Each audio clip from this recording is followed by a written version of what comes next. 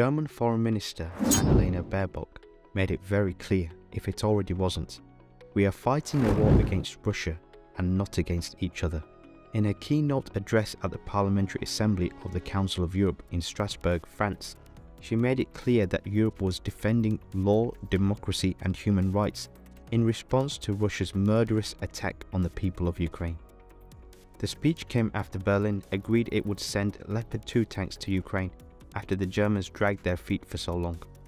With Germany being very vocal and open about its position, Russia will likely view Germany as a legitimate target in the Ukraine war. As Russia's war in Ukraine reaches its first-year anniversary, victory for Russia and the West remains a very distant prospect. Egyptian President Abdel Fattah al-Sisi concluded a 3-day visit to India on Friday the 27th of January. Egypt and India upgraded their political, economic and military relations during the trip. The Egyptian president was also the chief guest at India's Republic Day celebrations on January 26. New Delhi desires a strong relationship with Egypt as the country is regionally influential and could open the gateways to African and European markets. Al-Sisi's presence in New Delhi underscores the importance that India places on its relationship with Egypt. India and Egypt signed several memorandums of understandings in fields like culture, cooperation of youth affairs, information technology, cybersecurity and broadcasting, and they have also decided to deepen their defense relationship. For Sisi, he is in a desperate situation with the economy after running it to the ground for the past decade. Sisi needs whatever economic deals he can get and has resorted to any short-term fix, avoiding dealing with the massive structural problems. It's been a bad week for Pakistan's rulers, as a perfect storm of crisis all came at the same time. Most of Pakistan was left without power on Monday 23rd of January due to a breakdown in its national grid, leaving millions of people without electricity. Power was out in all the nation's major centres including Karachi, Islamabad, Lahore and Peshawar.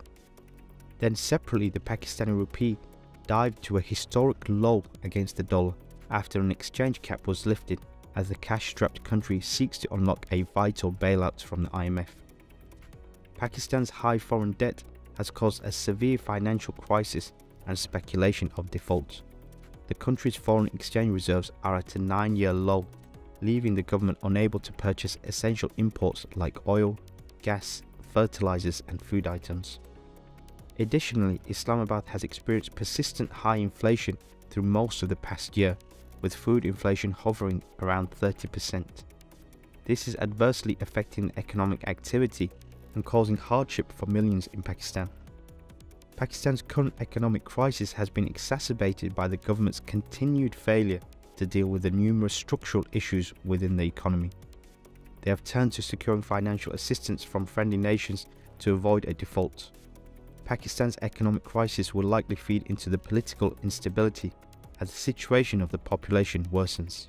A top American Air Force general has predicted that the US and China will probably go to war in 2025 in the most dramatic warning yet from a senior military officer about the likelihood of a conflict over Taiwan. General Mike Minihan, head of US Air Mobility Command, said the two military powers were likely to end up at war because of a series of circumstances that would embolden Chinese President. I hope I am wrong. My gut tells me we will fight in 2025, Minihan wrote in a private memo to his top commanders obtained by NBC News and seen by the Financial Times. The memo comes as tensions remain very high over Taiwan. Underscoring the tension, Biden has on 4 occasions said he would order the US military to intervene if China attacked Taiwan. His warnings appear to change a long-standing policy known as strategic ambiguity, under which Washington does not say whether the US military would intervene in a conflict over Taiwan. Memos of this sort are neither drafted for public consumption or intelligence assessments of the potential for conflict, but it proves the urgency to be prepared and enhance command readiness.